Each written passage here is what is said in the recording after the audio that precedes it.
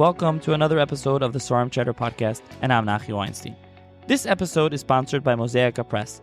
Check out their books online at mosaicapress.com or your local Judaica store, including the newly published translation of Bas Ayin, a 3-volume work which is a compilation of the deep and inspiring teachings of Rabbi Avram Doivber Auerbach of Average on the Parashas and Yomim Tovim, now available for the first time in clear and annotated English. The Bas Ayin's yard site was just yesterday on Shabbos. Check out the new translation and see a link to it in the show's notes below. I should note that the translation, the book, is actually titled Bat Ayin, B-A-T. So if you're searching for it, you want to search that, but there'll be a link in the show's notes. To sponsor an episode or support the podcast, please email me at svarimchatter@gmail.com or see the links and information in the show's notes below. Please subscribe, rate, and review the podcast on your favorite podcast listening platform.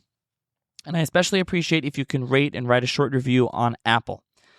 Finally, there is now a Svarim Chatter WhatsApp community chat where new Svarim, books, book deals. There was just a buy two, get one free on Amazon. I posted a large number of suggested titles, Jewish studies and general ones. So that's there, posted on the podcast, as well as more. There's one admin only. There's 2 smaller chats where there's going to be conversation about the podcast or new Svarim or books. There'll be a link in the show's notes below, and you can join the chat that way and enjoy the episode. Hi, everyone. Welcome to another edition of the Svarim Chatter podcast.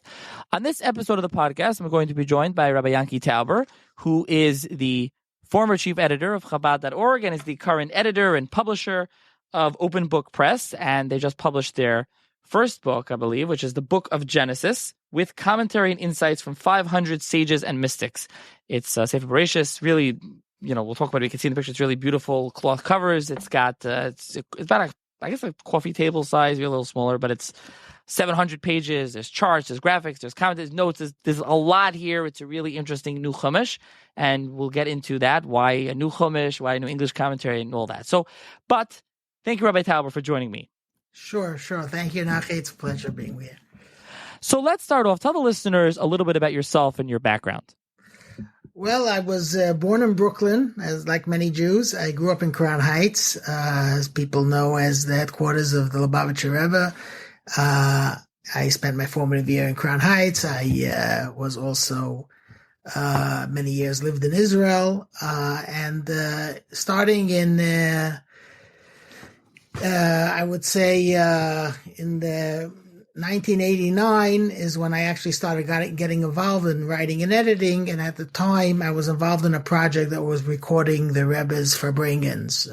As many of you know, the Rebbe would spend almost every single Shabbos, several hours, speaking in what was known as a Farbrengen, a Hasidic gathering, and with many hours of talks. Today there are dozens of books published from those talks, and at the time there was people all around the world who were very much interested in hearing what the Rebbe said on Shabbos. Right after Shabbos, people would get together and review what the Rebbe said and prepare transcripts of it. And at the time there was also a desire to prepare transcripts of the Rebbe's talks in English, the contents of the Rebbe's talks in English. And since I had some experience at the time writing in English, I was recruited on that. And for the next several years, that's what I was doing. That became sort of my full-time occupation. We put out a weekly newsletter that was based on the Rebbe's talks. And I did that for several years. And after that, I got involved with Chabad.org, which many are familiar with as the largest Jewish content website with many tens of thousands of pages of content. I was involved in preparing that content, working with writers and editors that were creating that content. And after that, I got involved in this project, in this Chumash project, which is what I'm doing now. Okay, so how did you get involved in the Chumash project and starting your own press? I mean, I think there's actually 2 questions. So first, let me ask you, the press, Open Book Press, did that come before the Chumash that you decided, you leave Chabad.org and you have this press over here? If you could talk a little bit about the press before we get into the Chumash. Well, it was born out of a lifetime of of my work, which is writing and editing and creating content. And I did it for various organizations. I worked for Chabad.org for many years. I also worked for many years until very recently for JLI, which is the Jewish Learning Institute, which prepares adult education classes that are given in hundreds of locations around the world. This obviously there's a lot of content of Kabbalah and Hasidism, but also in all different areas of learning, whether it's in Talmudic areas, Talmudic discussion, whether it's halachic, the Jewish legal things, whether it's areas of Jewish history. So, as a matter of fact, I recently completed a very large project with JLI, which is called the Book of Jewish Knowledge, which is also sort of like a one-volume encyclopedic compilation with a lot of illustrations and charts, sort of a one-volume encyclopedia of Judaism that I worked on for many years with JLI. So, I mean, this was born out of a lifetime of creating Jewish content in all different areas of Judaism. At a certain point, a lot of these projects I did together with another very creative person. His name is Baruch Horkin. He is actually the designer of this Chumash. And I worked together with him on a lot of projects. And at a certain point, we realized that if we want to create content in our own, the way we want to do it, and the way, with our own specific sensibility, we really have to create our own entity. And that's why we created Open Book Press. It's a non-affiliated organization. We are not, we raise our own funds to do it. We set the editorial policy ourselves, so we're not really beholden to anyone. We're not sort of obligated to follow any particular ideology, any particular, group's approach. And this gives us the freedom to do things the way we believe is the best way to do it. So that's the reason for creating this independent organization. So why a Chumash? Obviously, Chumash is like the Sefer Yiddishkeit, but why publish another Chumash with a commentary? We'll get into what the commentary is, what the notes are, the charts, the infographics, everything in here. There's so much in here and what exactly you did. But why publish a Chumash? And that really goes together with, talk to the listeners, really. Why would somebody, from your view, but for the listeners, kind of putting this together, and why did you think there needed to be another Chumash, and why would the listeners, you're listening to this, or anyone seeing another Chumash in the store, be like, why do I need another English Chumash? Obviously, there's a lot of great Chumashim out there. There's a lot of really good products, and different readers and different users would prefer this one or prefer that one, whatever they're looking for. If they're looking for something that's, reflecting a particular approach or a particular area of Torah, or a certain degree of explanation. Some people want more guidance and explanation. Some people want to closer to the source text. There's many, many great Chumashim out there. But this particular project really is a lifelong dream of mine. And this has been something that's been percolating in my mind for many, many years. And that is because I felt in all my experiences, in all the Chumashim that I encountered, I didn't find one that did something that I believe is really, really needed. And that is, Torah is extremely broad. There's the famous saying of the sages, Shivim Panim LaTorah. There are 70 faces to the Torah, which means that every single verse of the Torah and every single aspect of the Torah is understood in so many different ways. And that's why we have hundreds and thousands of commentaries on the Torah. You have commentaries that explain the plain meaning of the verse, which is the pshat element. You have the midrashic commentaries, which are more allegorical. You have all the commentaries that apply it to halacha, to Jewish law. You have the philosophical commentaries. You have the psychological commentaries. You have commentaries, mystical, Kabbalistic commentaries, Hasidic commentaries, Musar commentaries, which deal with the ethics and the moral issues that derive from the Torah. And what I felt is, for a person to really be able to get a sense of the scope and the breadth and depth of Torah learning, you need a commentary that actually is inclusive of all of them, that doesn't focus on any one particular area or particular ideology or particular group or particular community's way of understanding the Torah, but something that actually presents the full scope and the full breadth of Torah. They should be able to look at a single verse and see the great variety and there's so many different ways and levels on which it's interpreted. And I personally was not able to find a Chumash that did that. And therefore I felt, because I really wanted this Chumash to exist, that was my greatest, that was really what motivated me to create this Chumash, because I felt that this is something, whether it's someone who's been studying Torah all their life or someone who's opening a Chumash literally for the first time in their life, to be able to get a sense of how broad and how the multifaceted dimension of Torah is something that I wanted to convey here. So what would you say you know what, I'll leave this question for later. I was going to ask you a different question. Let's get into the Chumash before that. Let's get into the Chumash. So the Chumash itself, you kind of, explained why you decided to publish and create another Chumash. How would you explain it? Again, as the subtitle is, with commentary and instincts from 500 sages and mystics. What does that mean? Just going through the Chumash, there's obviously the translation, which we can get into. There's introductions, as I mentioned, there's infographics, there's commentary. But let's just start off as, broadly speaking, the broad view of this Chumash. What does it do? Okay, so what it does is, it does many things, and you really sort of have to spend time with it to really get into the different things that it does. But I would say there are two primary features that, in my mind, distinguish this Chumash. The first is what I said earlier, is the scope of it, the multiplicity, the idea of not sort of trying to channel or funnel your learning into one particular approach or one particular sensibility, but to really expose yourself to the tremendous variety and tremendous scope that there is in Judaism.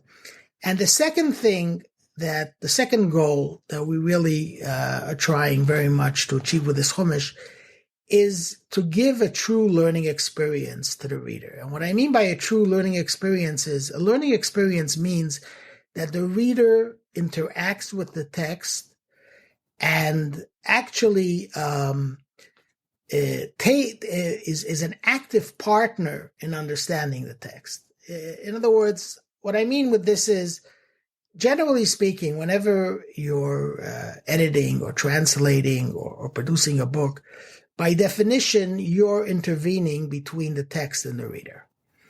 You're taking the text, the original source text, and you're selecting, which parts of it you're going to present. So there's a selection process. There's also a translation process. Every translation in some way is an interpretation. And then there's also an explanation element here, that you're sort of explaining what the text is. And that's the typical thing that happens when you read any book that's derived from source texts. And of course, the flaw in that is that you're basically imposing your own point of view on the reader. The reader is not really getting the actual text, is not really interacting directly with the original text, but you're mediating and you're sort of imposing your own ideas and your own view on it. And I felt that that's a huge hindrance in learning, because part of the learning process is figuring it out yourself. There's a saying, it's attributed to Albert Einstein, but I doubt that he actually said it. There's so many amazing sayings that when people hear of something smart, they say Albert Einstein said it, whether he actually said it or not. But he supposedly said, whether he said it or not, but the saying goes is, you need to make things as simple as possible, but not simpler. In other words, if you take a certain text and you take a certain idea in Torah or a certain verse in Torah that has a certain complexity to it, it has a certain ambiguity in it, it has different nuances and different shades of meaning, and you over-explain it, by over-explaining it, you might be presenting a legitimate explanation. It might be one very legitimate way of understanding this particular text. But at the same time, you're sort of shutting out and eliminating all the other meanings and all the other explanations. When a person studies a text and interacts with this text on their own, and they try to decide on their own what it means and what it means to them, you get a much, much richer experience. And what I found is many translations and many adaptations of Torah texts, for good reason, with very honorable purposes. They want the author, the editor wants to explain, wants to make sure the reader understands it, wants to make sure they understand it the right way and not, God forbid, the quote unquote wrong way. But a lot is lost when that happens. A lot of the learning experience is lost. Anyone who studied original text knows that part of the beauty and part of the joy of discovery is when you struggle and you look at the text and you start thinking, what does it mean? Does it mean this? Does it mean that? And at the end of the day, it's fascinating. There's a big part of Jewish learning is the Talmud. And there's actually two Talmuds. There's what's called the Babylonian Talmud and the Jerusalem Talmud. And the Talmud itself actually says the difference between these two Talmuds is that the Babylonian Talmud is called B'machshakim Shivani. It's quoting a verse which says that God placed me in darkness, because it's about groping in the dark, trying to figure out what it means. There are a lot of questioning and raising certain suppositions and rejecting them until finding the right answer. And the Jerusalem Talmud is more straightforward. It has a more sort of illuminating kind of approach that looks at the law and immediately proceeds to explain what it means. It doesn't have that whole back and forth. Doesn't have as much of the back and forth and the pilpul that the Babylonian Talmud has. But at the same time, the Talmud says real learning is the Babylonian Talmud. And at the end of the day, when there's different conclusions from the Jerusalem Talmud, the Babylonian Talmud, we follow the Babylonian Talmud because we consider that to be the more, the deeper and the more precise, more authentic conclusion. And the reason for that is that it's only through actually grappling with the text and sort of working out the meaning on your own that you attain a true understanding of something. And I wanted that the readers, the users of this book should also have that experience. So I explain the text. When I translate or I bring certain source texts, I explain them, but I don't overdo the explanation in the sense, if there's a certain ambiguity in the original, I preserve that ambiguity. If there's a certain style or a certain way of expressing that certain source texts have, I try to preserve that as much as possible in the text, because I want the readers to have a true learning experience in that regard. So I would say these are the two basic features of this Chumash that would set it apart from other Chumashim. Number one, the range and the scope of it. We don't focus on any one particular area of Torah learning, but try to include every genre and every style of Torah learning that there is, or representative elements of it, obviously. Can't include everything, otherwise this book would be way, way bigger than it is. But at least to have representative selections. And also at the same time to intervene as little as possible to convey a truly authentic snapshot or representation of what the original text is. So, for example, if you're going to be reading a midrash in a citation of the midrash, is going to read like a midrash. If you're going to be reading something from a more philosophical commentary, it's going to be speaking in the language of philosophy. If you're going to be reading something from a Kabbalistic or a mystical commentary, it's going to have that mystical flavor to it. It's not all going to be flattened to some kind of, one-dimensional, similar kind of writing. So that's the goal that we set, to capture the authentic voices, to have a plurality of voices in this Chumash, as opposed to some kind of consistent singular voice there. Now, the natural follow-up, the question on that is, so doesn't that make it a little bit of a mishmash? What I mean to say is, what kind of, there's no, like you said, there's no overarching one singular theme, then, is what you're saying, essentially, to the Chumash. Well, the singular theme is the 70 faces to the Torah. That is really the theme.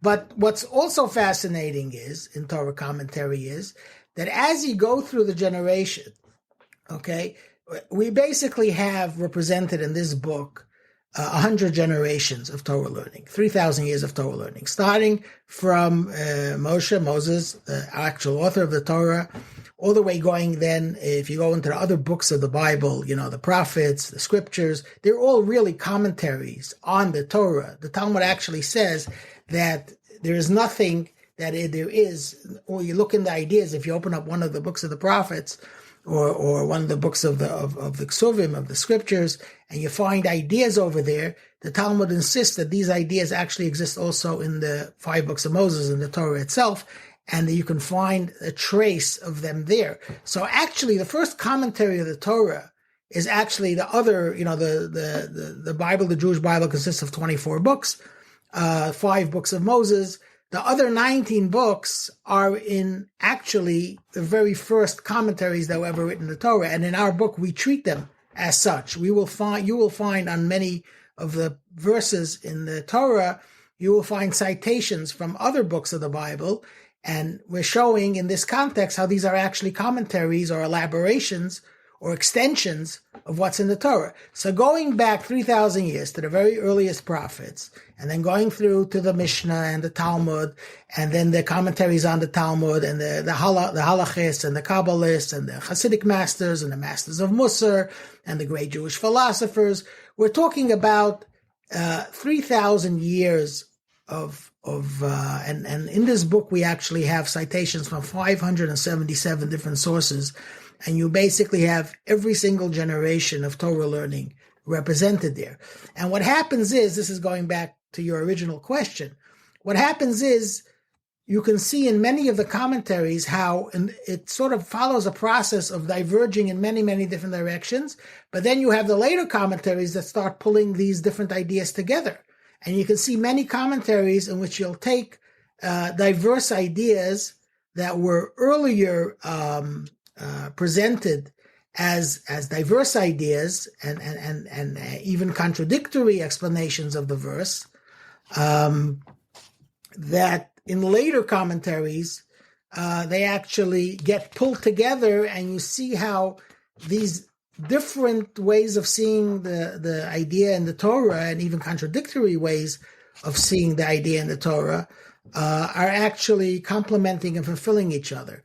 So, in the one hand, what gets, and this is something that I believe that someone who will use this Chumash will sort of, as they proceed in studying, and the more they study, the more it'll grow on them, the more they will see how, on the one hand, Judaism has the most diverse, different opinions that you can possibly imagine, but they're all coming from one source, and they're all ultimately converging and ultimately reinforcing and strengthening each other. So really what we want to do here, you're asking about an overarching theme. Our overarching theme is we want to give the reader a true Torah learning experience. And that's what Torah learning is. Torah learning is both very diverse, with a lot of what's called machlokas, a lot of debate, a lot of contradictory opinions, differences of opinion, and at the same time, it all, at the end of the day, is one cohesive approach to life. So let's talk about the kind of structure, so to speak. So in the beginning of each parsha, you have an introduction, an overview, then we'll get into the translation a little later. You have the actual Chumash, you have the Hebrew text with the translation side by side with it, on each page the same. So you have a pasuk, and then it's line by line, Hebrew, English, left to right. And then on the bottom you have lexicon and notes, and then you also have comments, as well as you have these kind of infographic, we'll call them charts, but they're not like pictures, they're kind of an infographic. So let's start off in the beginning. What is the introduction and overview at the beginning of each chapter? What is the introduction and overview doing? Okay, so it's interesting that you're starting with introduction and overview, because actually, obviously, the introduction and overview is in the beginning of the parsha. It's before the parsha. It is an introduction and an overview. But actually, in the introduction to the book, I actually recommend the reader to read that last, to read that after they read the entire parsha. And the introduction and overview really is the outlier, because if you're going to read just the introduction and overview, you're going to tell me everything that I said right now is not true. Because the introduction and overview is the one place where we do something a little bit different than we do in the rest of the Chumash. So, as I said, our main goal with this Chumash is to show the scope and the diversity and the complexity and the tremendous richness that there is in the great variety of different Torah learning. At the same time, and another thing that as I said, is we try to recede into the background. There's no editorial voice in this commentary. Okay, you have different commentaries, different citations from different sources, and there's no actual editorial voice that's sort of stringing them together. I mean, the juxtaposition itself creates a sort of dynamic that when the reader is reading it and reads one piece of commentary and then another piece and another piece, they can actually start creating points of connection between them on their own. But as an editor, I am not telling you how to relate these ideas to each other. The one place where I do that is in the introduction and overview, in the recognition that at the end of the day, there are people and there are readers who are going to want to have a little bit of guidance or a little bit of input in how to view the whole parsha, or at least the main themes of the parsha, as one cohesive whole. And that's what we do in the introduction. The introductions are mostly based on the teachings of Kabbalah and Hasidism, which are referred to as the soul of the Torah. They're known as the soul of the Torah, which means sort of the inner vitality or the inner energy that drives everything together. And when you read, and that's why I recommend to read the introduction overview after, of course, the reader can do whatever they want. That's what a reader does. Once the reader buys the book, it's theirs. They can open it however they want. They can read it upside down if they want. It's out of my hands.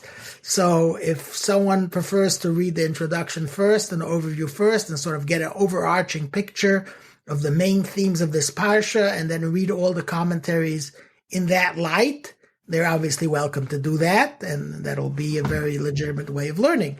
But personally, I would prefer if a person first learned and studied the parsha and read all the commentary pieces and made their own decisions or had their own ideas of what how they fit together or how they influence and impact each other. And after that, you can go to the introduction and overview and see my vision of it. So the one place where I am giving you sort of my own editorial vision of what all the content of the parsha is in the introduction and overview. And like I said, it's not really my own ideas. It's based on Kabbalah and Hasidism. And that's where we're sort of stringing together. And that's where you're going to see how a midrash that's brought in this verse and a saying from one of the later sages that's brought in that verse, how they're actually all sort of driving to one cohesive point. So that would be what the introduction overview does.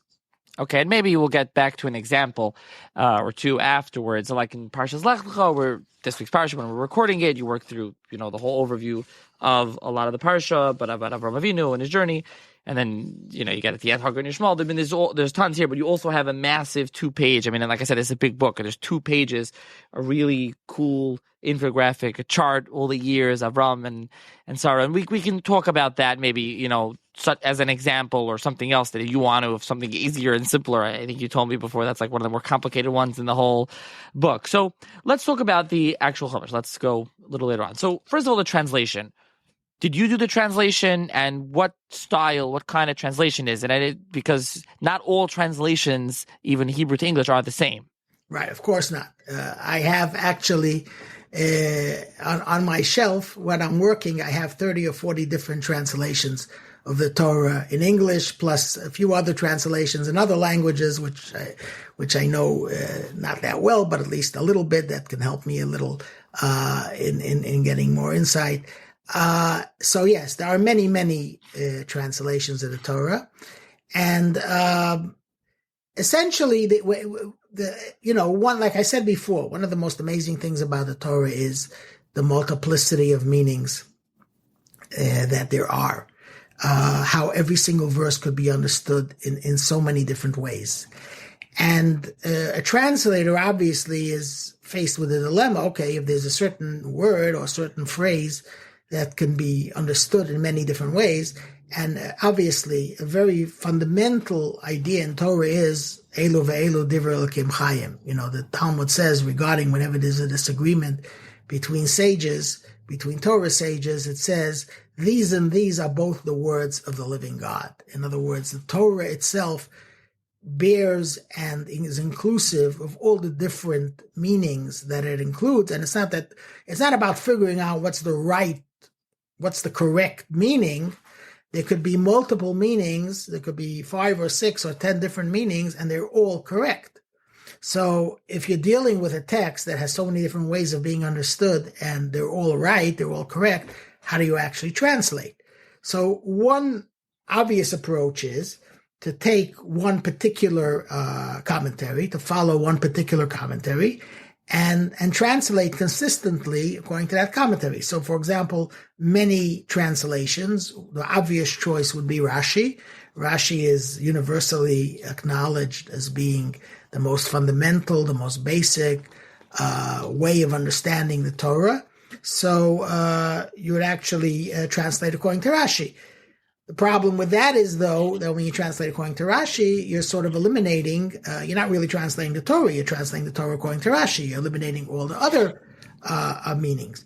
So what I try to do with this translation is what I call it a foundational translation. I try to reflect the actual Hebrew original, and it's actually, as you said, it's a phrase-by-phrase translation. It's not a translation that's a running text in the way that most translations are, where you'll just translate things sentence by sentence. We actually translate phrase by phrase. And in the Torah, we have what's known as the Taimei HaMikra, the cantillation marks, like when you hear the Torah being read in shul, in the synagogue, it's being chanted in a certain way, and there's musical notes called taimim, cantillation marks, that dictate how the Torah should be chanted, how it should be read in the synagogue. And it's not just musical notes to sort of guide the reader in the style of the chant, but it's actually also punctuation marks. In English, you have 6 or 7 punctuation marks that sort of define how the text should be read. You have a period, you have a comma, you have a colon, a semicolon, and you don't have that many. In the Taimim, you have 30 different degrees or 30 different gradations of stops, and half of them are connecting marks, which basically join one word to another, and others are pauses, various degrees of pauses.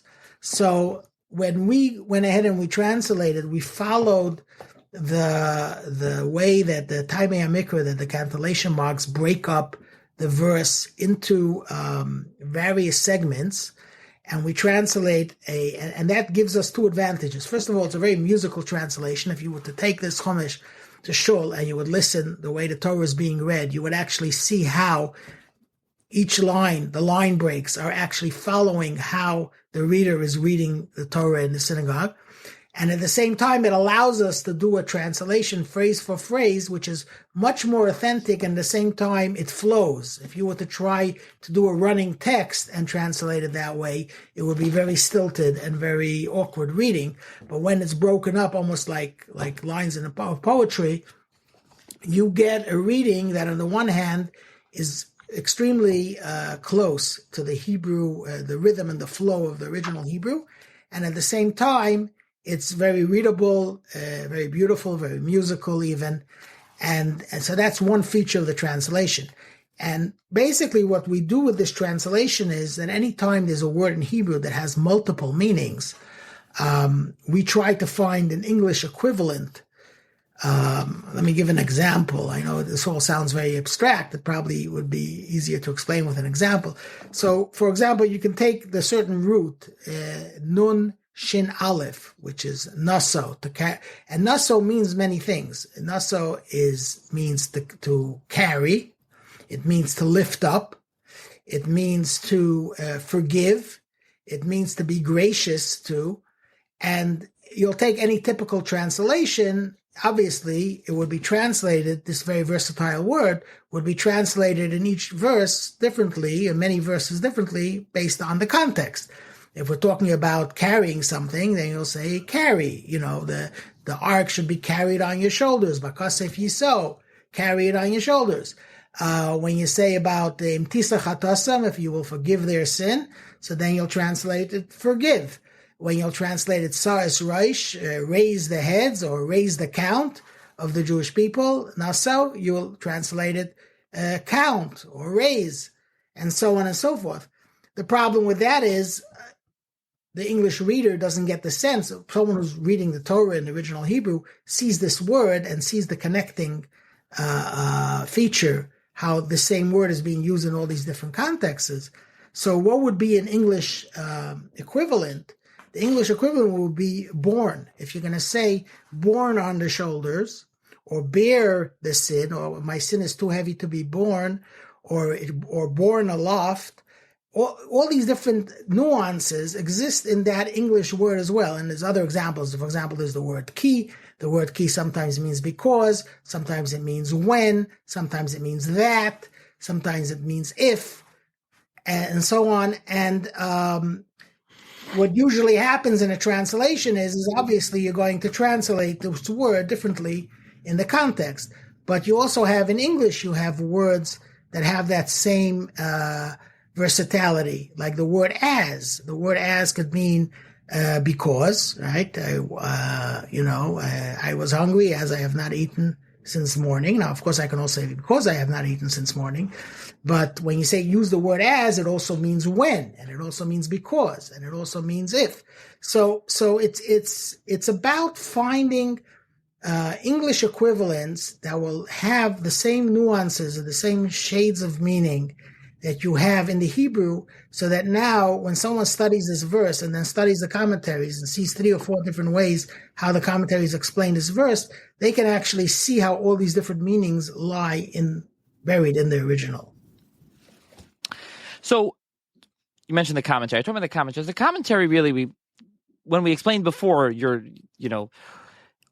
the Chumash and the overarching theme is there, and you explain that, Shivim Panim L'Torah, that's really you're explaining what the commentary is. And as you talk about in the introduction, you mentioned how in the beginning by the Eitz Hadas, so you mentioned that you bring, you mentioned 12 different perspectives from just a wide range. And I can read it. You quote Maimonides, Rambam, Ibn Ezra, Radak, Nachmanides, Ramban, Rabbi Yaakov Sekili, who was in that same time period, Sforno, Reb Chaim Vital, Reb Yonasan Eibeshitz, Reb Shnei Zalman of Liadi, first Lubavitcher Rebbe, Ramchal, Chassam Sofer, Reb Yosef Yozel of Navardik, the Alt of Navardik, Reb Shalom Doiver Lubavitch, Reb Leo Dessler, and the Rebbe, Lubavitcher Rebbe. So you have a real wide range of things. And then you mention as well, by Tower of Bavel, again, you go through Medrash Rabbah, Zohar, Josephus, Rashi, Rashbam, Ren Bechaya, Ralbag, the Ran, Barbanel, the Kli Yakar, Ramah, and Rosh Shfal. So it's a real wide range.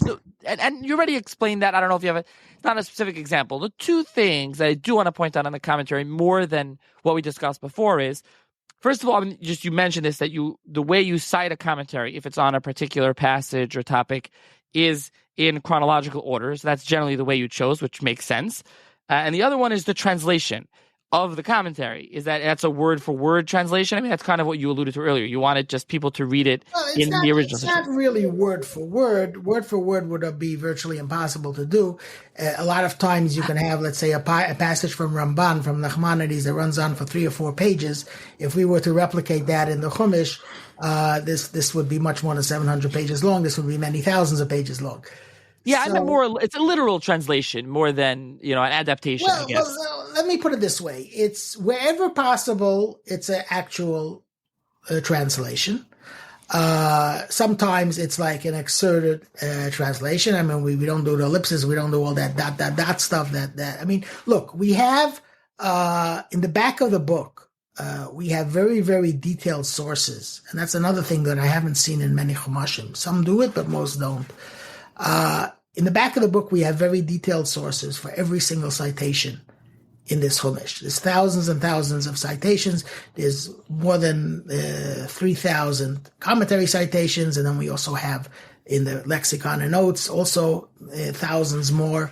And every single one of them is specifically sourced in the back of the book. We have about 100 pages in the back of the book that give you the actual source for everything. So the reader can always doesn't have to trust us or believe us, rely on us for how we presented it.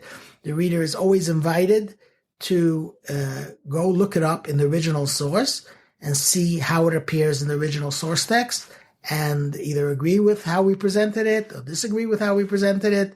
That freedom is there, that transparency is there. So you can always go to the actual original source text. When we bring it in the book, again, a very big aim is obviously the accessibility, to make it accessible to people, to make people who either don't have the training or don't have the time to go through hundreds and thousands of books on each parsha as we do. So sometimes it'll be a quote, a straight quote, and it will be a straight translation, like an actual word-for-word translation of the original quote. Sometimes it'll be an excerpt where we'll take a line here, a line there, and create and sort of pull together the main crux of what this commentary said. Sometimes it'll be a paraphrase. Sometimes we will take a very long idea, whether it could be a few pages in Zohar or a few pages in one of the other commentaries, and we'll sort of paraphrase it and sort of encapsulate what this commentary is saying. But when we do that, again, we will try to, as much as we can, retain the flavor and the style of the original. So even if it's not a word-for-word translation, it's going to be doing the best it can to be an authentic reflection of the style and the way that this original thing appears. One other thing about the commentary. So you have the commentary, and at the end you have it, very clearly who it's from. I'm looking here. It says Shneur Zalman Vliadi, Tzemach Tzedek, Lubavitcher Rebbe, Nachmanides, Arachayim, Rabbi Yanki Tauber, Mecklenburg, Sava Kabbalah. So all just giving an example. First of all, in the back there's a kind of a bibliography. I don't know. You explain a little short bio. You explain a little bit who each one of these are, but also one other comment about the sources. So, like what I just mentioned is that's what you say. You say who it's from, but you don't say where. It doesn't say they're in this. No, it actually does. It actually does where it's from. If you look in the back of the book, people ask me this, and some people don't get all the way to the back of the book. If you go to the back of the book, to page 684. Yes. Okay, so from page 684, like I said, it's about 100 pages. Maybe it's less. It's from 684 to 711. So it's actually about 30 odd pages, but very small type. We have specific sources of every single citation, where it's actually from. You can look it up, book, page number, everything. Yeah, it's 100%. No, I saw that. I just wanted to make clear that on the page itself, it doesn't say it, but when you go to the back, it doesn't. No, in a small font. I seem to remember that maybe Steinsaltz does this also in their English Chumash. I think they do a similar type of thing, just draw a parallel to another Chumash where you have the sources in the back. Now, so that is that. Now, I do want to talk about also... So let me just say something to that. Go ahead. You mentioned it. The reason for that is, at the end of the day, we're making this book, and we have to keep in mind who our audience is and who the readers are. There are going to be a certain percentage of readers that are going to want to look up and see where it's from. And again, also simply for transparency's sake, that everyone should see exactly where we got it, and we don't have to trust us on how we explained it or how we understood it. You're free to look it up and to check us up and agree with us or disagree with us and so on and so forth. At the same time, the majority of the readers are reading the book and they want to get the information on the book. If we were, one of the great advantages of this book is the clean look of the page, the accessibility of it, the fact that it's really very accessible to the reader, and the reader doesn't have to. I think this is one of the only chumashim that actually goes from left to right instead of from left to right to left, simply because it is an English book. It's the only Hebrew element on the page is the actual verse, and the way the verse is formatted in two columns and the running lines. You don't even realize that you're going really in the English direction. In all other Chumashim, when you have to sort of turn the pages and go counterintuitively the opposite way that you're actually reading a book, for many readers that are used to it, they're used to it because they're used to reading Sfarim in English. But for many readers, especially readers who are not that scholarly or not that aren't so used to using Jewish books, it's a real burden on the reader to keep the flow of ideas, especially the multi-columned work. So what my point is, we want to make things as clean and as accessible as possible. And that's the reason why we put the sources in the back, because what's significant for most people is who said it, and they can always go back and see who this person is, who his teachers were, who their disciples were, what genre of Torah learning were they part of? Was this a Hasidic leader? Was this a halachist? Was this a Kabbalist? And so on and so forth. Many of them obviously straddle many fields. So getting a little bit of the history of who this person is very illuminating and to how to understand the commentary. So on the page itself, we have the commentary citation, and we have the name of the person or the work where it comes from. And for the reader that wants more information than that, that's why we have, the back end stuff.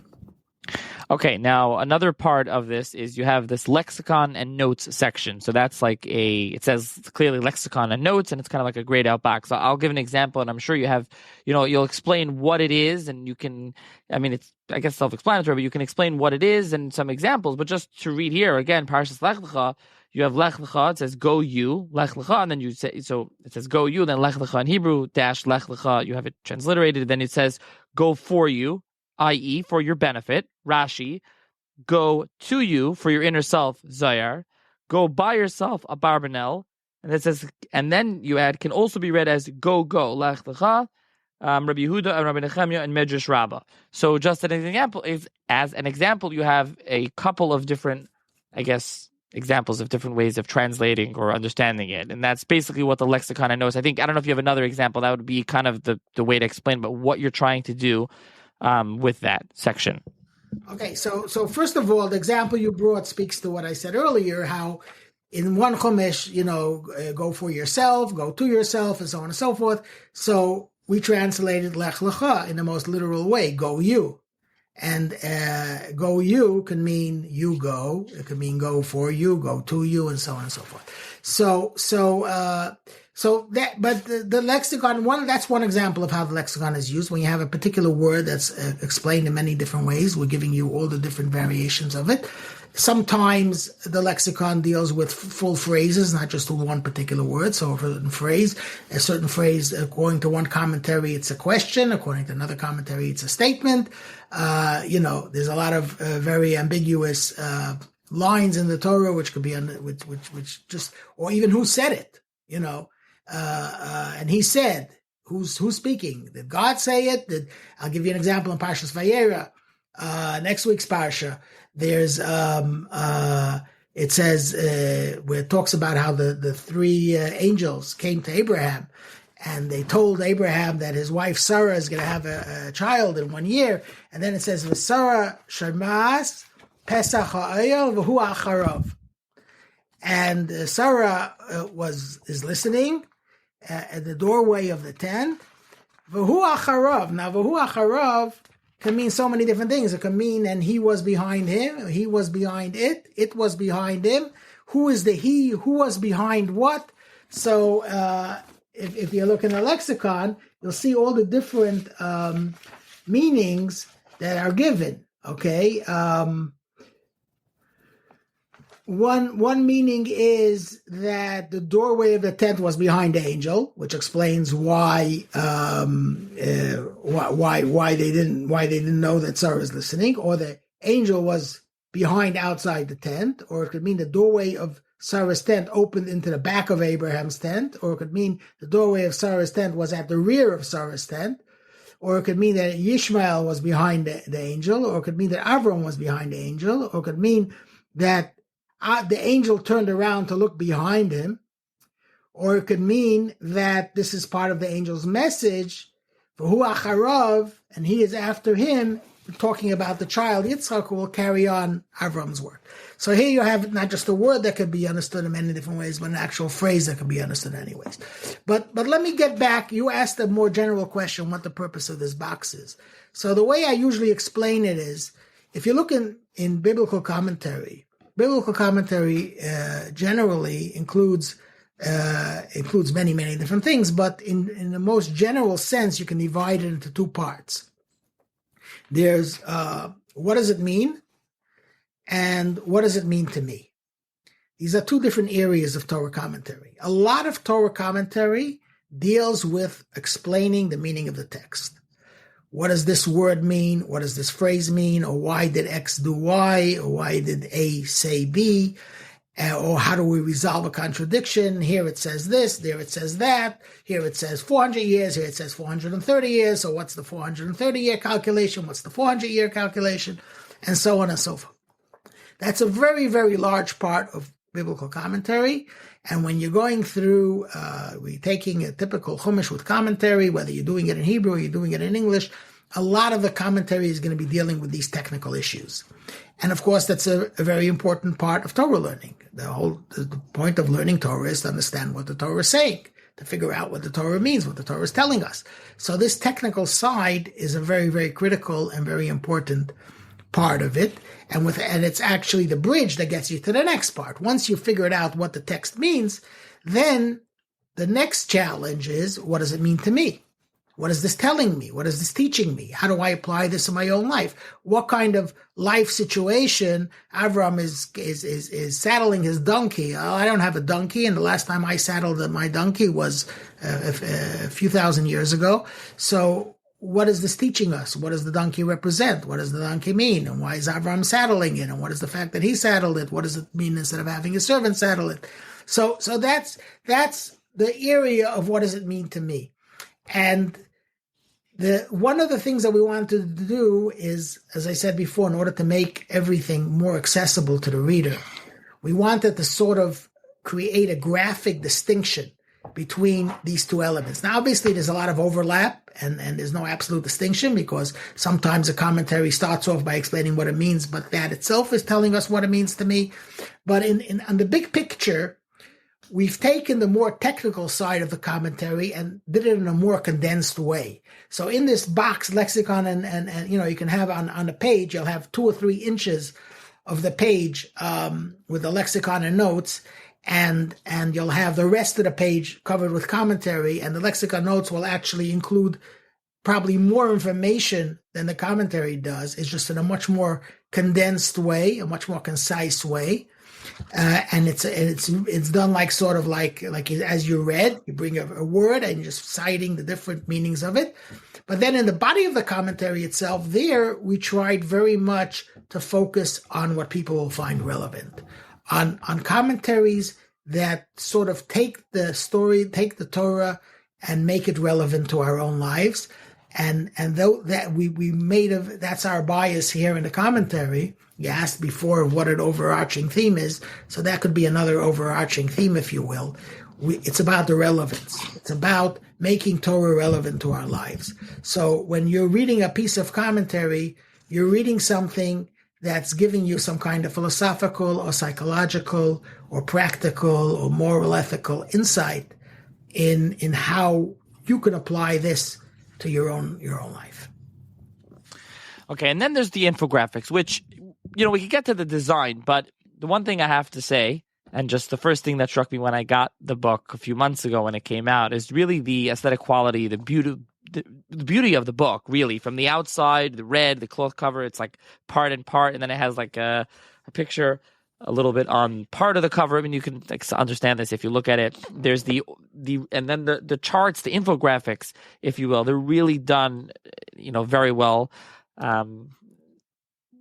They look really nice. And I'll say this, I'll put for listeners that are in the WhatsApp chat, a Swarm chat, I'll put like a picture there. And I think there should be an example of this on your website or Amazon landing page. I think an example. But we do have a few pages, yeah. Yeah, so listeners can see, but you have all over, just looking at Parshas Lech Lecha. I already said you have the 2-page full spread of Avram and Sarah's years. But then you have in Parshas Lech Lecha again, you have the travels of Avram and Sarah. So you have there's a line of where they go from to Canaan, and then you have to Egypt and back. You have a dotted line. You have different but it's not only that, those type of things. Like I already mentioned, there's chronological, years on like a graph. Then you have different letters and what's the word like? Well, not gematria, but essentially you have we have with Avram and Sarah. Yeah, essentially gematria, numerology. And then you have. There's all different types. You have by the Teva in Parshas Noach. Every parsha really has something. I don't know. You correct me wrong. Every parsha, but then you obviously we definitely have in every parsha. Yeah. You have such pictures when it comes down to the Get Hanasha. You'll have kind of the classic thing you would say. You have a very nice chart where you get to the in Vayishlach where Yaakov sent to Esav. How many goats, sheep, donkeys, camels, cows, all that. So or bovines, as you say. There's all different types of charts and graphs. I don't know if you want to talk about what went into that, and then we can get into talking about the design of the Chumash, but it's really very well done. It's very nice. Now, except I mentioned the Get Anasha one, but generally you don't have kind of the pictures. What you'll see a lot of in Mekres Gedolos or other Chumashim, you'll kind of see like these, either an artist rendering, you'll have a computer, like a CGI or AI image, where you'll have, for example, I'm looking at here on page 355 of... No, not this one, but this one is like Love and Searches of the Tents. And you have it like in a kind of like a graph. Not a graph. More abstract. Yes. More abstract is the word I'm looking for. It's not a picture. We'll have now like some picture in a lot of these. We do have a picture of the Maris Machpelah, the cave of the patriarchs in Hebron. We have a picture of Kever Rachel. But most of them are more abstract. So let me say something about the design and the infographics, which are really connected with each other. The work of the actual design work and the layout of the Chumash and the typography of this Chumash and all the art in the Chumash is created by my partner. His name is Baruch Gorkin, and he's a very, very talented graphic artist and typographer. The Hebrew font that's used in this Chumash was actually created specifically for this project. It's a new Hebrew font that has a very modern look, and at the same time, it is a very, very it really speaks to the original Hebrew sensibility of the older Hebrew fonts of the Chumashim. It's a beautiful bridge between the classical and the modern and so on, and it also accommodates the nikud and the trop, the actual vowels and the cantillation marks in a way that's in a very elegant way. That's a complete breakthrough in typography. If you were interviewing him, he would probably be able to tell you a lot more about that. But in general, what I'm getting at is that this Chumash really is a collaboration in that sense. The design and the content are very much intertwined with each other. The same content without this design would not have the same effect. The idea of highlighting the versatility and the complexity of the text only happens because of the way it's laid out on the page, where every single obviously your listeners are not seeing the page in front of them, but unlike many Chumashim, or even Chumashim that bring various different commentaries, it's one long narrative that's sort of an ongoing narrative that's quoting this commentary. Rashi says this, Ramban says this. Here, every single commentary is treated as an entity of its own. You can literally open up this book on any page and just read one paragraph by a certain commentary, and that you'll come away with a certain insight into the text, a certain idea implanted in your mind that's illuminating what you're saying. So essentially, the design and the content inform each other. It's a real collaboration between content and design, and that's where the infographics come in. The infographics have sort of a number of purposes. First of all, sometimes there's just simply a lot of complex information that's very difficult to visualize.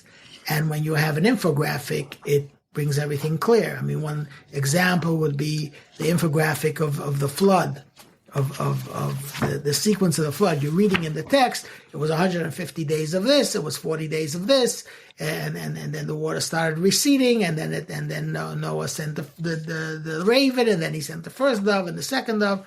When you see this as a timeline infographic, you sort of get the full picture.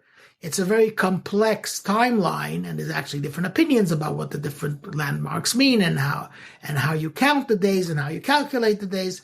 So putting it in an infographic essentially takes very complex information and makes it more visual and makes it easier to process.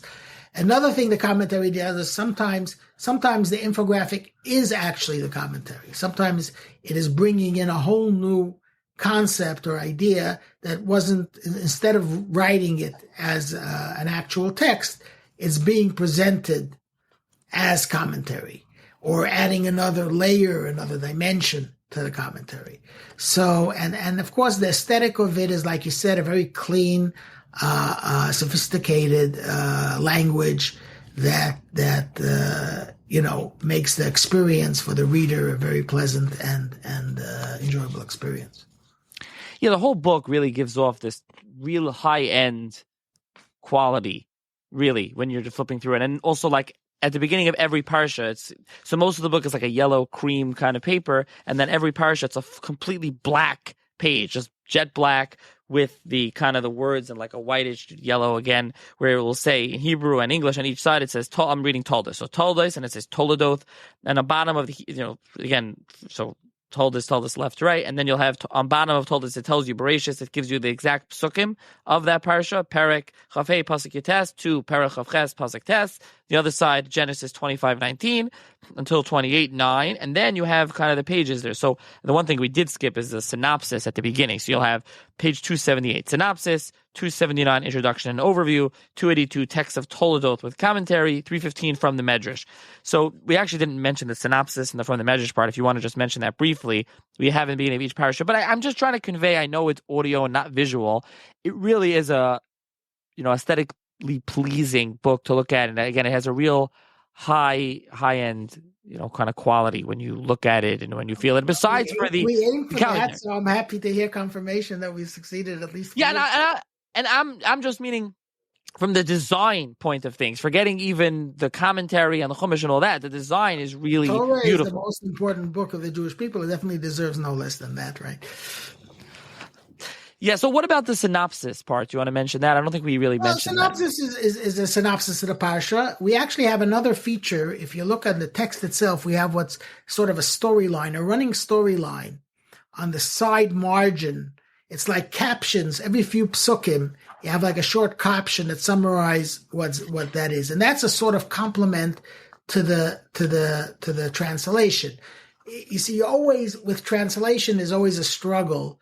You want to make it as understandable and as clear as possible to the reader. And like I said, you also want to preserve the authentic feel and flavor and texture of the original.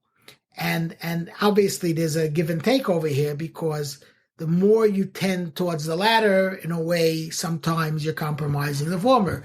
The more authentic your country, the more authentic your translation will be, then the more faithful it'll be. In sometimes it'll be, a little bit more, you have to think a little more to understand it. It'll be not as accessible. So one of the ways that we dealt with this and solved it is by having this on the side. It's on the margin of the page, so it's very obviously and very clearly not part of the commentary itself, not part of the translation itself. Sorry. It's not, a lot of times in some Chumashim, you'll have like captions for each section, like paragraph captions or chapter headings for each part inside the Chumash. But because it's actually in line of the commentary, most people will understand that this is added in. But, someone who's not that familiar might think, wait a second, is this part of the original? Is this actually part of the text? Or even if they know it's not part of the text, it's sort of inserted into the text, and that sort of taints the purity of the text. So we wanted to keep the text of the Torah itself pure and as a pure reflection of the original, but at the same time offer some kind of layer of explanation in the more difficult or the more ambiguous passages. So that's why we have these running captions on the side margin of the commentary that sort of give you paragraph captions, but sometimes help explain what's going on. And the synopsis in the beginning of the Parsha is really sort of an encapsulation of that. It reviews the story of the Parsha. It tells you what's going to happen in the Parsha in 2 or 3 short paragraphs. And it synopsizes what the narrative itself. And that's just another tool to help the reader. We know that whatever the different readers are going to be using this book. Like I said, I know people who have been learning Torah all their life, who are far more knowledgeable than myself, who tell me that they gained a lot from this book. And I have had readers who, for them, this is the first time they ever opened up an actual sefer, the first time they actually opened up a book on Judaism. So in order to be able to accommodate this very wide range of readers, and at the same time retain the authenticity that we're striving for, that's why we have all these auxiliary elements that can help the reader if they need it. And if the reader doesn't need it, it's not interfering. It's not getting in the way because it's subdued. It's understated. It's out of the actual frame, sort of on the periphery, on the margins of the actual frame of the text itself. Yeah, and as you mentioned, again, reading here now, I'm jumping around to Vayeros. You'll have in the middle, the angels rescue Lot and his family, and then a couple of verses later, Lot and his family are warned not to look back upon the destruction of Sodom. Lot asked that the city of Tyre be spared, the destruction of Sodom and Gomorrah, Simon and Amira. Then you have Lot's wife turned to a pillar of salt. The daughters of Lot contrived to have children with their father. And I'm skipping around. I'm just reading. These are not all in the same spot. So actually, an exercise that you can do is, instead of reading the text, read only the margins. You sort of read a paraphrase of the whole parsha. So it's another alternative narrative. It's almost an alternative translation, if you will. I mean, not exactly, but sort of that. And again, it's just another tool to help the reader. And this is the genius of Baruch's design, is that and this is something which we're used to sometimes. Now, we become more used to it because in online publishing, when you go on a website or you're using an app, that's the versatility of electronic publishing, that you can hide certain things, you can bring them out. If you go to any of the electronic versions of commentary of Torah, show Rashi, hide Rashi, etc., put the Rashi in the verse, put it outside of the verse. So obviously when you're using an electronic device and you're doing electronic publishing, there's so many different tools that you can use, but it's a lost art to do that on the printed page. To be able to create a printed page that on the one hand gives you so many tools to access the text, and at the same time doesn't impose itself on you if you're not using it right now and you don't need it right now, or you just want to focus now only on the text itself. One of the things about this Chumash is that you can open it and focus completely on the text of the Chumash and use it only to read the text of the Chumash. Most layouts don't support that. Most layouts, it's almost the text is secondary to the commentary. It's as if the text is here only to present the commentary and the text is here almost as an afterthought. Here on this page and this layout, it's very obvious that the focal point of the Torah is the actual original text of the Torah, and everything else, even though in quantity there's so much, it's all secondary to it. It's all auxiliary to it. So that's that's a very important sensibility and philosophy that we should come across in the design and the layout of the page. So we mentioned the commentary before, but one thing I do want to go back to is, how do you decide specifically what to quote where? So, for example, we talked about before, Tower of Babel is one story. Like, how do you decide what you're going to quote? I understand, as we mentioned, you discuss, you're quoting from commentators from throughout the centuries, all different styles from different places. But how do you decide specifically which ones? There's many different mafarshim on that, and you're not quoting all of them. That's the big job. That's the big work. We literally go through hundreds and hundreds of works and books and commentaries on each parsha, and we're literally looking at thousands of different commentary citations before we're deciding what we're putting here on the page.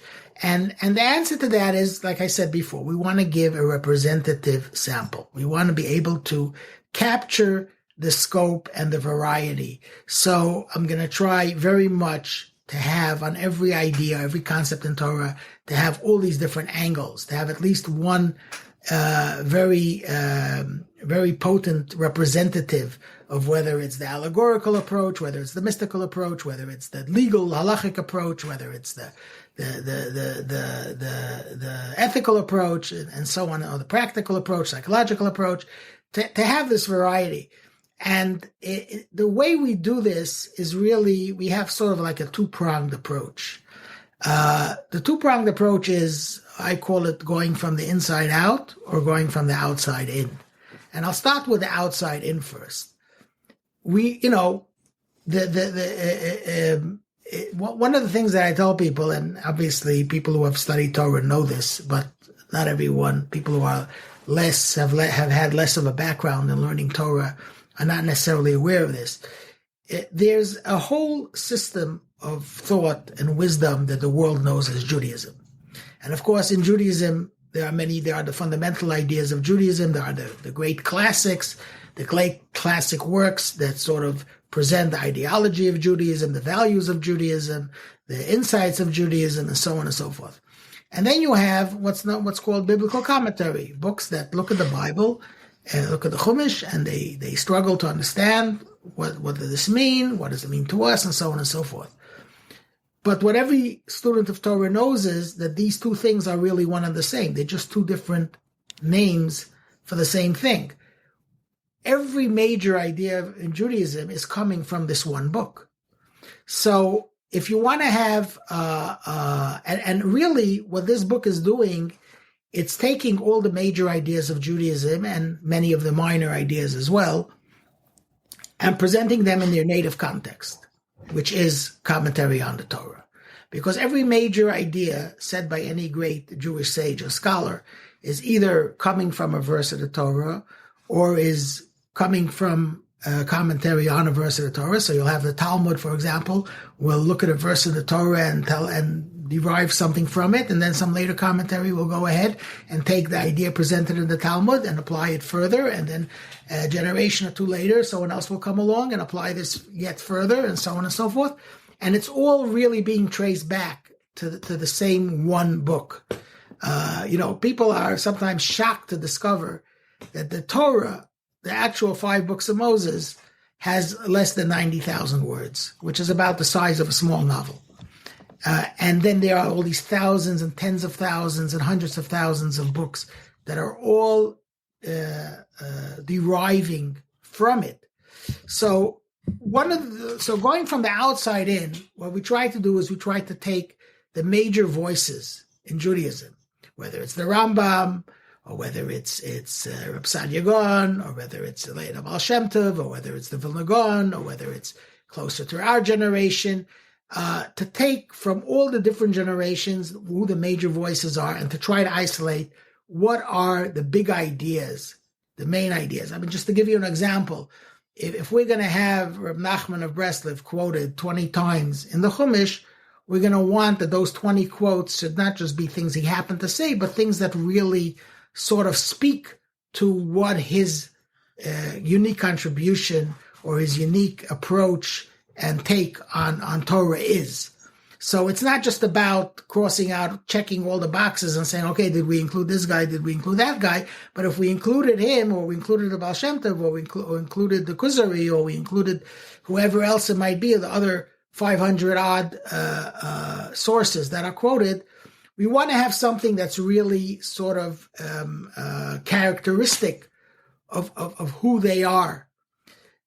So that's going from the outside in, to try to include all the major voices and to have representative citations from them that sort of drill down to what their unique contribution to Torah learning is. And then going from the inside out, like you said, you have a story like the story of the Eitz Hadas, the Tree of Knowledge, or a story like the Tower of Babel, and there's obviously hundreds of different comments on it, but we want to get a range and a diversity if there are going to be 4 or 5 different commentaries that say similar things, we're obviously not going to quote all of them. We're going to pick the one, either the first one who said it or the one who said it in the most impactful way, and quote them. So yes, it's a selection process. It's obviously a lot gets left out because at the end of the day, there's a limited amount of space on each page and a limited amount of pages you can put in a book. But what we're aiming to do is to sort of touch all the bases and to give the reader a true sampling, a representative sampling of the different ways of understanding Torah. So the one slight criticism that I mentioned to you that I was going to ask you this, and I think I saw this, but then somebody definitely online when I posted it asked this, is that when you quote the Lubavitcher Rebbe, you write the Rebbe, and the Rebbe, and someone said, I think responded there, is like, well, everyone knows who it is, but I think, as you mentioned before, this isn't a Chabad project, this is your own project, so why did you have any thought of, writing who it is rather than just writing the Rebbe's, stam, plain, and assuming that everyone would know who it is? Well, I am a chassid of the Rebbe. I make no bones about that. And for me, the Rebbe is a very central Torah. People know the Rebbe for the huge impact that he had on the Jewish world, for his leadership, for what he did for the Jewish people as a social leader. But at the end of the day, everything the Rebbe accomplished really derives from his very unique understanding of Torah and his genius in Torah learning. And to me, he's the Rebbe, again, and like you said, when people say the Rebbe, I don't think anyone has any problem of knowing who that is. I don't know of any other figure that's known in the world out there simply as the Rebbe. And obviously we could have written the Lubavitcher Rebbe. To me, it was just the most natural way to refer to him. At the end of the day, like I told you earlier, my whole career in writing and studying started really about presenting and writing the Rebbe's teachings, and sort of serving as an interpreter or a transcriber of the Rebbe's the things that the Rebbe taught. And in many ways, on the one hand, like you're saying, this is definitely not a Lubavitcher Chumash. It has, as I said, from every different genre and every different area of Yiddishkeit.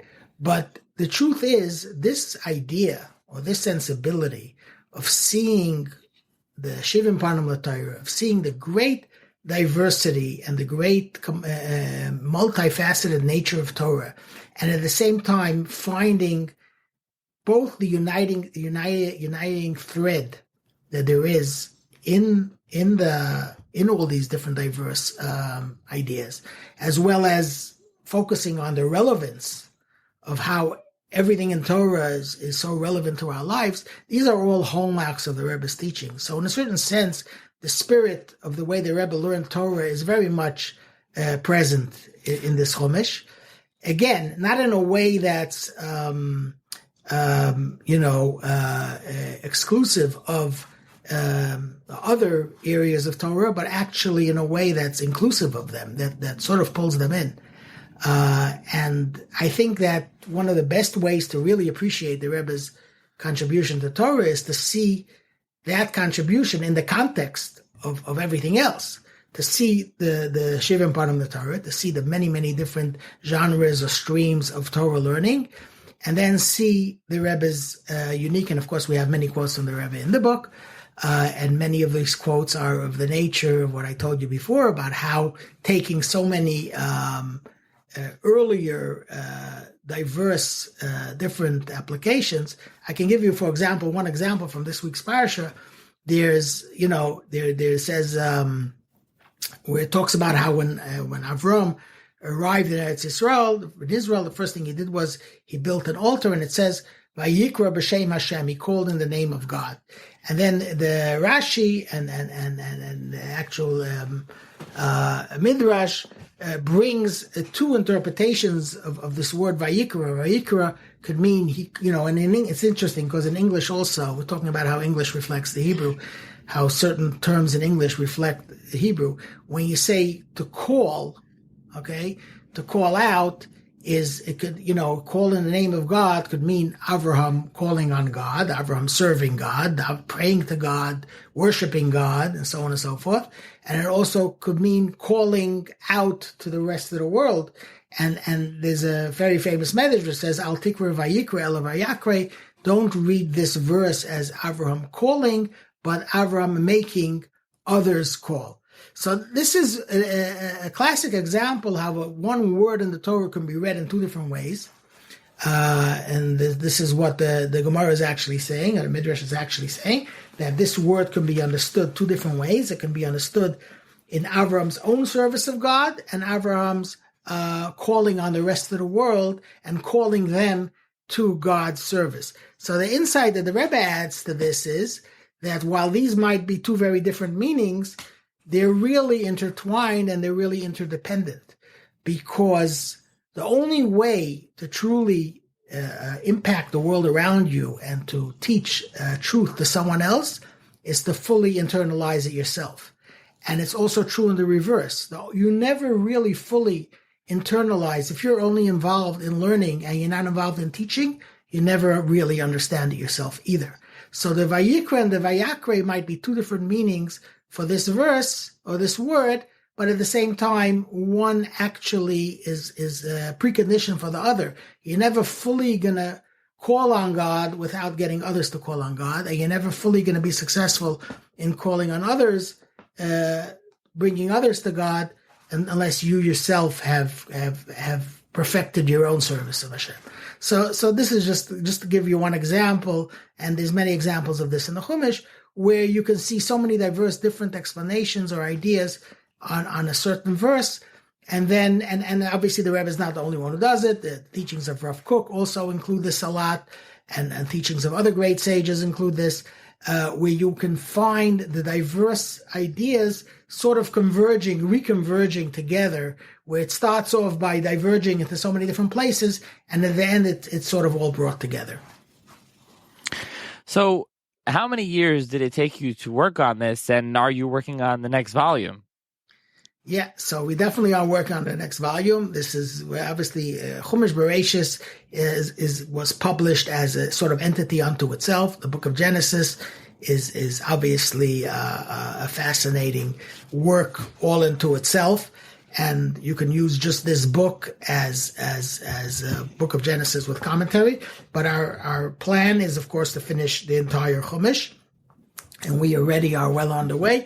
I actually started working on this project almost 15 years ago. I haven't been working on it all the time. In the meantime, and there have been other things that I was involved in.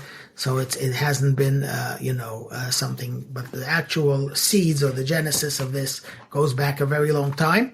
And we have a team of people who are helping me with this. And we've already we already have material on all 5 Chumashim.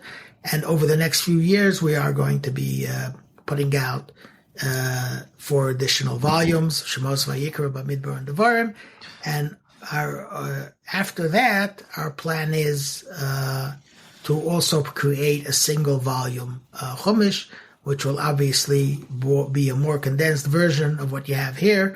We will not be able to fit all this content into one volume, but again, the same sensibility, the same philosophy, the same editorial approach, to also have a single volume Chumash that you can also use in the same way that this Chumash Bereshis is used. Okay, so I'm going to link to the book in the show's notes. And Press is our website for someone who is just listening and wants to know where to go. Openbook.press, and that's where you'll find a basic description of the project, as well as links to purchase the book, or to donate, and so on. Yeah, it's available on Amazon. I mean, it is $79. It's not a cheap book, but like I said, it's a large size book, and it's really beautiful. You did a lot we also have it, by the way. I mean, you can definitely get it on Amazon. We also have it available for sale on our own website, which is openbook.press. For someone who prefers to go there, they can go there and get it there too. Yeah, and I'm sure you make more money, better for you if they buy there rather than Amazon. But I just mentioned less of Amazon. a headache on Amazon. I know I always prefer to buy on Amazon too. That's what I'm saying. I just like to mention that for listeners because I know it's easier via Amazon a lot. People just click on it and it shows up whenever, and there's no shipping or anything. They have your information, your credit card, and whatever. So it's there, and I'll put the information there. And just in closing, we kind of did. This is what we were discussing, but just in closing, like, why should someone, if you're telling a listener here, why should they buy this and use this Chumash to learn Bereshis, because only Bereshis? Well, I think we've basically covered all the bases. I mean, after an hour of rambling, if there's more to be said, I can just encapsulate the main points. The main points are the focus of this Chumash, and again, there's a lot of great Chumashim out there, and you buy this Chumash doesn't mean you shouldn't buy other Chumashim as well or use them, and each one has their own use, and some of them, the ones that focus on a particular genre, a particular area of Torah and explore it more in depth, are obviously very useful for the people who are looking for that. But I would just, to encapsulate the main points, if you want a single book that gives you the full scope, the breadth, and the depth and the beauty also, as you mentioned, of what Torah is and what Judaism is, I very highly recommend this Chumash.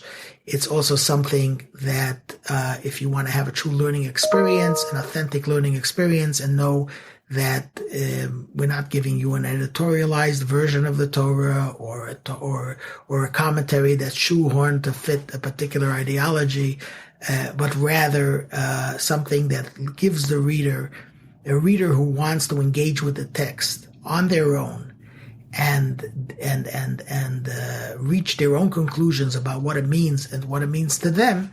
This, I believe, is the perfect book for that. And finally, the third point is relevance. If you want to really see how Torah is relevant to your life, this is the book for you. Okay, and I will just mention in closing, because I didn't think there's also an introduction to the Chumash itself, where you discuss some other things. You mentioned the Mekayos Gedolos history, whatever. There's a whole bunch of things mentioned there that we didn't get into. You do discuss a lot of what we discuss here. And again, it was hard to give concrete examples because, as you said, you quote so many different commentaries, so many different things. It's really worth checking out. You can see pictures. I'll put links in the show's notes. And again, there's now a WhatsApp community, WhatsApp chat for Swarm Chatter. I'll put there especially a picture of the infographics or some samples that people can see what it is if they're interested and then if they're interested, they'll order it and they'll read it. So thank you, Rabbi Tauber, for joining me to discuss the Book of Genesis. It's been a pleasure. Thank you for the opportunity to tell people about this work and to get the word out there. Thank you. Okay, all the best.